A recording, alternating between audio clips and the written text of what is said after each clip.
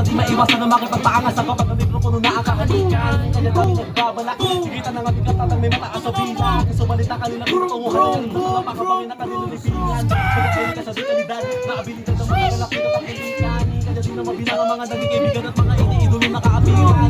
Marami yabang na marapan lang ng malawangin ang inyong isipan upang lubusan na maunawaan ang kalakaran dito sa aming pinanggalingan. Sa lugar ng Parayakas ang palok, mga bata binalot ang nakapangingilabot ang pag-uugali sa aming mga asalhayo. Pero mabait ang bata kasoy.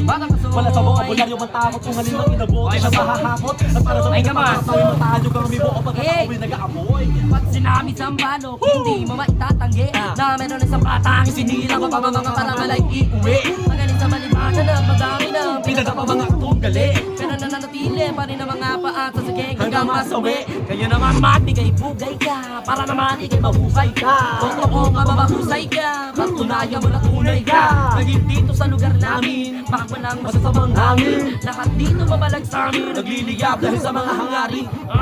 Dahil para naman ako nag-iigitara pag umawak na mikropono, iwan ang kakanera magpaparang dahil sa lakas ng aking mga tira. Di ko na kailangan magluto, hindi naman to gera. Makinig ka para madama mo na hindi ako karaniwang kasulabo. Patuloy ako maghiningas ng maghiningas, kasama ko si Nunoy.